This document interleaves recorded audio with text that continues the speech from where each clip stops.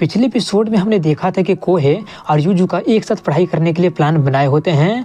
इसलिए स्कूल के बाद में युजुका कोहे का इंतजार एक कैफे में कर रही होती है और कोहे को लेट होता देखकर वो सोचने लगी होती है कि वो अभी तक क्यों नहीं आया है।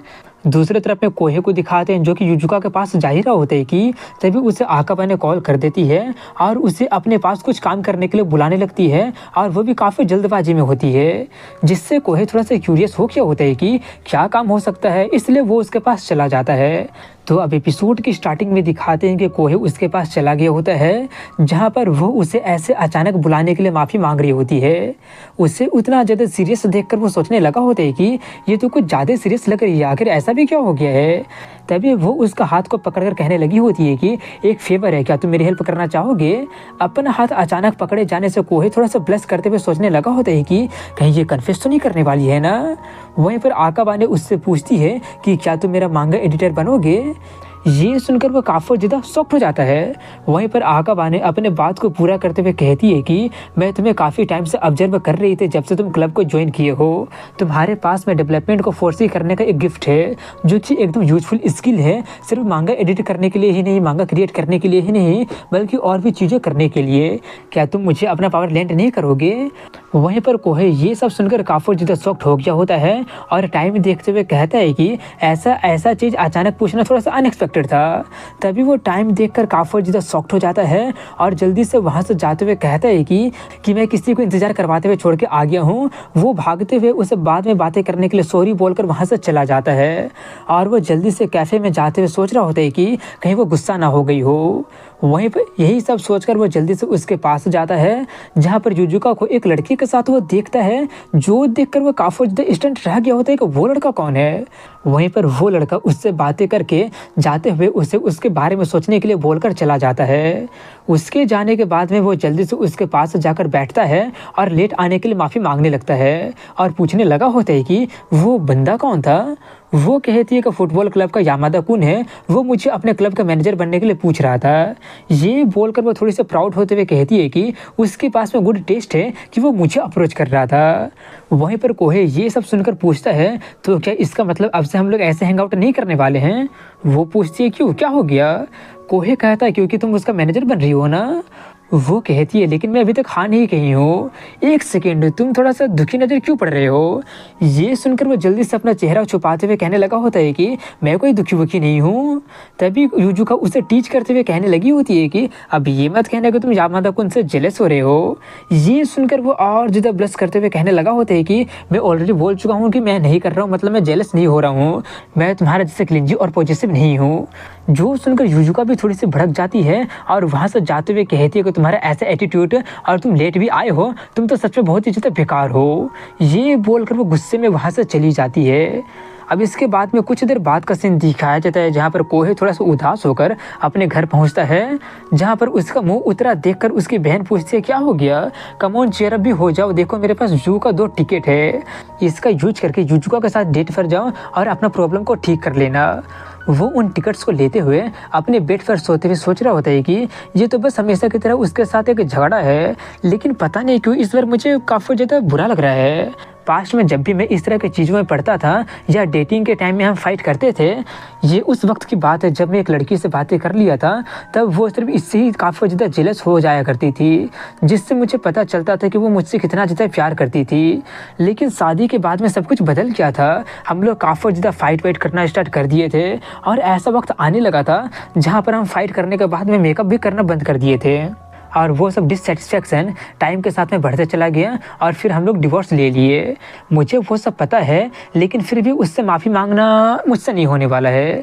लेकिन ये बात भी सही है कि आज मैं ही गलत था, हालांकि उससे माफ़ी मांगना काफ़ी ज़्यादा एम्बैरेसिंग होगा, लेकिन फिर भी चलो कर ही लेते हैं। ये सोचकर वो उसे कॉल करने जाता है, मगर उधर से कॉल वो कर देती है, जिससे वो उठाकर थोड़ा सा सरप्राइज होकर उसे हेलो कहता है। युजुका उसका सरप्राइज आवाज़ को सुनकर पूछती है कि तुम इतना ज़्यादा सरप्राइज साउंड क्यों कर रहे हो। वो कहता है क्योंकि मैं तुम्हें कॉल करने ही वाला था इसीलिए। यूजुका पूछते वेल तुम मुझे कॉल क्यों करने वाले थे? वो कहता है क्योंकि मेरे पास में जू जाने का 2 टिकट है, तो मैं सोच रहा था कि तुम चलोगे क्या? यूजुका पूछते मैं ही क्यों? ये सुनकर उसका मुंह ही बंद हो जाता है और वो थोड़ा सा नर्वस होते हुए कहने लगा होता है क्योंकि मेरे पास 2 टिकट हैं। तभी उसकी नज़र उसी के बगल में बैठी उसकी बहन पर चली जाती है जो कि आइसक्रीम खा रही होती है और उनकी बातें सुन रही होती है, जिसे वहाँ पर देखकर वो काफ़ी ज़्यादा शॉक्ड हो जाता है और वो चिल्लाने लगा होता है कि तुम हमारी बातें क्यों सुन रही हो? उसकी बहन उससे कहती है कि अगर तुम प्रॉपरली नहीं कहोगे तो तुम अपना ट्रू फीलिंग को बयान नहीं कर पाओगे। ये सब सुनकर वो एक पल के लिए थोड़ा सा चौंक जाता है, मगर फिर वो उससे अपने कमरे में से लात मार के भगा देता है। उसे भगाने के बाद में वो थोड़ा सा ब्लश करते हुए कॉल पर उससे कहता है कि तुम्हें एनिमल पसंद है ना, इसीलिए मैं सोच रहा था कि अगर तुम मेरे साथ चलोगी तो डबल मज़ा आ जाएगा। वो कुछ सोचते हुए कहते हैं ठीक है मैं चलने के लिए तैयार हूँ। ये सुनकर वो थोड़ा सा खुश हो जाता है और कहने लगता है कि मैं तुमसे उस वक्त के लिए भी बातें करना चाहता था। वो पूछते तुम्हारा मतलब यामादा-कुन को लेकर है? तुमको उसको लेकर ज़्यादा चिंता करने की ज़रूरत नहीं है, उसका लड़कियों में कोई भी इंटरेस्ट नहीं है। जो सुनकर वो थोड़ा सा चौंकते हुए पूछता है तुम्हारा मतलब क्या है? वहीं पर वो अपने बातों को कंटिन्यू करते हुए कहती है कि जब हम 25 साल के थे तब मैं हमारा रीयूनियन को अटेंड की थी और तब वो एकदम लड़की बन गया था। जो सब सुनकर कोहे काफ़ी ज़्यादा शॉक्ड हो गया होता है। वहीं पर वो क्लैरिफाई करते हुए कह रही होती है कि और वैसे भी हमारे बीच में कुछ भी नहीं है और मैं उनका मैनेजर भी नहीं बनने वाली हूँ, सो अब सब कुछ ठीक है ना? वो कहता नहीं क्योंकि मैं अभी तक तुमसे माफ़ी नहीं मांगा हूँ। मैं उस वक्त अपना गुस्सा तुम पर निकाल दिया था, हालांकि तुम कुछ भी नहीं की थी, इसलिए मुझे माफ़ कर देना।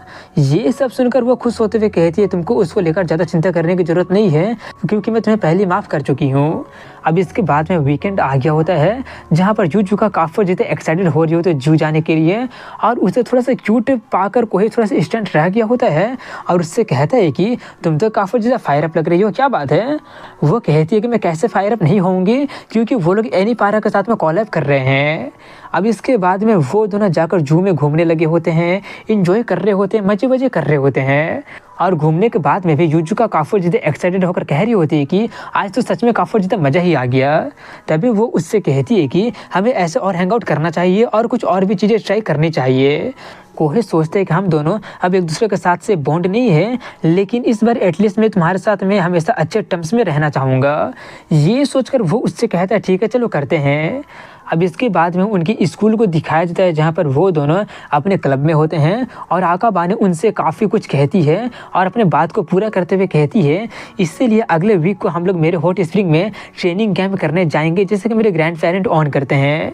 जो सुनकर वो दोनों काफ़ी ज़्यादा खुश होते हैं और यूजुका काफ़ी ज़्यादा खुश होकर सेनपाई से बातें करने चली जाती है। तो दूसरी तरफ में हॉट स्प्रिंग का नाम सुनकर कोहे उन दोनों का युकाता में इमेजिन करने लगा होता है। वहीं पर उसका चेहरा का वैसे एक्सप्रेशन देखकर यूजुका कहने लगी होती है कि तुम जरूर सेनपाई को युकाता में इमेजिन कर रहे होगे ना, तुम कुछ डर्टी चीज़ें मत सोचने लगना। वो थोड़ा सा पैनिक करते हुए कहने लगा होता है मैं कुछ भी ऐसा वैसा नहीं सोच रहा था। तभी आकाबा ने कहती है तुम तो पहले ही टाइम में एकदम सही गेस कर ली हो, लगता है कि कपल का सोच भी एकदम एक जैसा ही होता है। जो सुनकर वो दोनों चिल्लाते हुए कहने लगे होते हैं कि हम दोनों कपल नहीं है। अब इसके बाद में फाइनली वीकेंड आ गया होता है जहाँ पर वो तीनों बस से कंट्री साइड में पहुँच गए होते हैं जहाँ पर उसका ग्रैंड पेरेंट का हॉट स्प्रिंग होता है। जहाँ पर पहुँचकर आकाबा ने कहती है कि तुम दोनों जरूर काफ़ी ज़्यादा थक गए होगे, इसलिए रिजॉर्ट सामने ही है, इसलिए तुम लोग जाकर आराम कर लेना। वहीं पर कोहे जाते हुए सोच रहा होता है कि मांगा रिसर्च करने के लिए ट्रेनिंग कैंप शुरू हो गया है। वेल वो तो इसे ट्रेनिंग कैंप बुला रही है लेकिन मुझे तो ये कोई वेकेशन लग रहा है। और तभी वो दोनों किसी चीज़ को याद करके बहुत ही ज़्यादा चौकन्ना होकर ऐसे एक्ट कर रहे होते हैं जैसे कि वो लोग किसी चीज़ को ढूंढ रहे हों। जो देखकर आकाबा ने पूछती है कि क्या कंट्री साइड तुम लोगों को इतना ज़्यादा फैसिनेटिंग लग रहा है? वो दोनों तुरंत कहने लगे होते हैं हाँ, क्योंकि ऐसा सीनरी तुम्हें हमेशा देखने को कहाँ मिलता है। ये बोलकर वो दोनों आकाबाने को अपने बीच में रखते हुए सोचने लगे होते हैं कि एक रीजन है जिसका कारण में हम अपने इस ट्रिप को ज़्यादा इंजॉय नहीं कर पा रहे हैं। हमें ये इंश्योर करना होगा कि सेनपाई सेफ रहे चाहे जो भी हो जाए। अब इसी के साथ में पिछले वीक के फ्लैशबैक को दिखाया जाता है जहाँ पर आकाबा ने उन्हें अपना मांगा का मैनेजर मेन्यू स्क्रिप्ट दे दी होती है। उस मेन्यू स्क्रिप्ट को देखकर वो दोनों काफ़ी ज़्यादा एक्साइटेड होते हुए कहने लगे होते हैं कि तुम तो सच में जीनियस हो, इस रेट से तो तुम जरूर डेब्यू कर लोगी, क्या तुम अपना पेन नेम सोच ली हो? वो कहती है हाँ मैं पहले ही सोच ली हूँ और मेरा पेन नेम आकाजुरू है। ये नाम सुनकर वो दोनों के दोनों ही काफ़ी ज़्यादा शॉक्ड हो जाते हैं और सोचने लगे होते हैं कि यूनिवर्सिटी के टाइम में जो मांगा मुझे और युजुका को सबसे पहली बार हम दोनों को एक साथ मिलाया था, उस मांगा का ऑथर तुम हो। अगर सिर्फ यही रिवील हुआ होता तो हम दोनों खुशी से नाचने लगे होते हैं, लेकिन तुम्हारा मांगा का सीरियलाइजेशन के बीच में, दूसरे शब्द में बोलूँ तो आज से 10 साल बाद तुम जल्दी मारी जाओगी और तुम्हारा मौत एक वास्प के स्टंग से एनाफाइलेटिक के कारण होगा। और एक इंटरव्यू में हमें पता चला था कि आकाबाने का सबसे फेयरफुल चीज़ अपनी इसी ट्रेनिंग कैंप के दौरान वास्प के द्वारा स्टंग होना था, जिसका मतलब अभी से इस ट्रेनिंग कैंप के 10 साल के बाद में जब वो दूसरी वास्प से स्टंग होगी तो वो मारी जाएगी। अब जबकि वो पहली बार स्टंग होने से मारी नहीं गई थी, तो वो दोनों आकाबाने को पहली बार इस ट्रेनिंग कैंप में उस वास्प के स्टंग होने से बचाने के बारे में पूरा प्लान बनाने लगते हैं, जिससे वो दोनों सक्सेसफुली टाइमलाइन को चेंज करके उसे बचा लेंगे। यही सब सोचते सोचते वो दोनों उसके साथ में उसके रिजॉर्ट में चले जाते हैं, जहाँ पर आकाबाने उनसे कहती है कि आज ये पूरा का पूरा रिजॉर्ट हमारे लिए बुक्ड है, इसलिए तुम दोनों जहाँ चाहे वहाँ पर आराम कर सकते हो। इसलिए पहले वो दोनों जाकर काफ़ी सारा इंसेक्ट को भगाने वाला स्प्रे पूरा का पूरा रूम में स्प्रे करने लगे होते हैं, जिससे आकाबाने काफ़ी ज़्यादा कंफ्यूज होते हुए पूछती है कि ये सब तुम लोग क्या कर रहे हो? वो दोनों कहते हैं कुछ नहीं, बस हमें माइंड मत करो। ये बोलकर वो लोग कॉरिडोर और बाकी के जगह को भी स्प्रे करने चले जाते हैं। वो सब करने के बाद में वो दोनों लड़कियां नहाने चले गए होते हैं, जहाँ पर युजुका उसे वास्प से बचाने के बारे में सोच रही होती है। उसका ध्यान कहीं और पर देखकर वो पूछती है क्या हो गया? युजुका कहने लगती है कुछ नहीं, मैं बस इस बात को लेकर थोड़ी सी डर रही हूँ कि कहीं कोई बग्स अपीयर ना हो जाए। वो कहती है ज़्यादा चिंता मत करो, अगर कुछ हो भी जाता है तो मैं तुम्हें प्रोटेक्ट करूँगी। ये बोलकर वो उससे पूछना शुरू करती है कि मैं हमेशा से तुमसे ये पूछना चाहती थी कि आखिर तुम दोनों कैसे मिले थे? युजुका कहती है वेल हम अपनी यूनिवर्सिटी, मेरा मतलब है कि मिडिल स्कूल में हम लोग मिले थे। कोहे मेरे बगल में बैठकर मांगा पढ़ रहा था, वही मांगा जो कि मुझे काफ़ी ज़्यादा पसंद था, इसलिए मैं थोड़ा सा हिम्मत करके उससे बातें करना शुरू कर दी थी। और तब मुझे पता चला था कि उस मांगा को लेकर हमारा सोच काफ़ी ज़्यादा सिमिलर था और इसी तरह से हम लोग गेट अलोंग होना शुरू कर दिए थे। ये बोलकर वो सोचने लगती है कि मैं सच में तुमसे कहना चाहती हूँ कि वो मांगा तुम्हारा ही बनाया हुआ था। वहीं पर उसका कहानी सुनकर वो कहती है कितना खूबसूरत स्टोरी है, ये तो पक्का हो गया है कि वो मांगा क्यूपिड एरो का काम किया था। तभी युजुका उससे पूछती है कि अब मैं ये जानना चाहती हूँ कि तुम मांगा ड्रॉ करना स्टार्ट कब कर दी थी? वो कहते हैं जहाँ तक मुझे याद है मैं हमेशा से ड्रॉ करते आ रही हूँ, जब से मैं बच्ची थी तब से मुझे ड्रॉ करना काफ़ी ज़्यादा पसंद था। मैं अपने मांगा से आने वाले खुशी को दूसरे के साथ बांटना चाहती थी, इसलिए मैं मांगा रिसर्च क्लब को ज्वाइन कर ली थी। लेकिन सेनपाई के ग्रेजुएट होने के बाद में मैं काफ़ी ज़्यादा अकेली हो गई थी, लेकिन फिर तुम दोनों क्लब को ज्वाइन कर लिए थे। तुम दोनों मेरा ड्रॉ के हुआ मांगा को पढ़कर काफ़ी ज़्यादा फायर अप हो गए थे, जो कि मेरा डेली लाइफ को काफ़ी ज़्यादा इंजॉयबल बना दिया था। और इसी तरह से तुम दोनों के साथ में मुझे काफ़ी ज़्यादा मज़ा आता है, इसलिए तुम दोनों का थैंक्स। तभी युजुका उसे हक करते हुए कहने लगी होती है ज़्यादा चिंता मत करो, हम तुम्हें ज़रूर प्रोटेक्ट करेंगे। जिससे वो थोड़ी सी कन्फ्यूज हो जाती है कि इसका मतलब क्या था। वहीं पर दूसरे तरफ में कोहे को दिखाते हैं, जिससे कि वही वास्प दिखाई दे जाता है, जिसे देखकर वो काफ़ी ज़्यादा शॉक्ड हो जाता है और उसे उनके साइड में जाता देखकर वो उन्हें चिल्लाकर अलर्ट तो करना चाहता है, लेकिन ऐसा करने पर वो उन्हें डरा देगा और वो लोग पैनिक भी करने लगेंगे।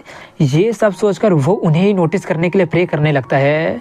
दूसरी तरफ में वो दोनों नहा ही रही होती है कि तभी उन्हें वो वास्प दिखाई दे जाता है, जिसे देखकर वो दोनों काफ़ी ज़्यादा शॉक्ड हो जाते हैं और युजुका उससे कहने लगी होती है कोई मूवमेंट मत करना और आवाज़ भी मत करना, वो अपने आप से चला जाएगा। अंदर से कोई भी आवाज़ ना आता देखकर कोई सोच रहा होता है कि लगता है कि वो लोग उसे नोटिस कर लिए हैं। उससे डील करने का सबसे सेफेस्ट रास्ता है कोई भी सडन मूव या फिर हल्ला ना करना। अगर वो अभी उन पर अटैक कर देता है तो खुद को बचाने का उनके पास कोई चारा होगा ही नहीं। क्या वो लोग ठीक तो होंगी ना? ये सब सोचकर वो थोड़ा सा पीप करते हुए अपने मन में कहता माफ़ करना, आई स्वेयर कि मेरा कोई भी अल्टीरियर मोटिव नहीं है। ये सब सोचकर वो उन्हें देखता है, जहाँ पर वो देख पाता है कि वो लोग एकदम कॉर्नर में आ गई होती है, जिससे अगर वो दोनों भागने की भी कोशिश करते हैं तो वो उन पर अटैक कर ही देगा। कोहे को समझ में नहीं आ रहा होता है कि आखिर उसे करना क्या चाहिए, लेकिन तभी युजुका चिल्लाते हुए कहती है मेरी हेल्प करो। जो सुनकर कोहे में हिम्मत भर जाता है और वो दीवार तोड़कर एंटर कर जाता है। वो दीवार लकड़ी का होता है, इसलिए वो काफ़ी आसानी से तोड़ दिया होता है और वो जोर से हल्ला करने लगता है, जिससे वो वास्प उसी की तरफ जाने लगता है। और तभी कोहे उस पर स्प्रे करके उसका काम तमाम कर देता है। उसका काम तमाम करने के बाद में वो चैन की सांसें लेते हुए सोच रहा होता है कि अच्छा हुआ कि मैं अपने साथ इसे लेकर आया था। वहीं पर इसके लिए आकाबा ने उसे थैंक्स कर रही होती है। वो कहता कोई बात नहीं, मैं तो उसका बात को पूरा करने देने से पहले युजुका उसे हक कर लेती है और उन सब में उसका टॉवल ही गिर जाता है, जिससे कोहे काफी ज़्यादा एम्बैरस होने लगा होता है। वहीं पर वो उसे हक करके रोते हुए कह रही होती है कि मैं काफ़ी ज़्यादा डर गई थी, मुझे बचाने के लिए तुम्हारा बहुत ही धन्यवाद।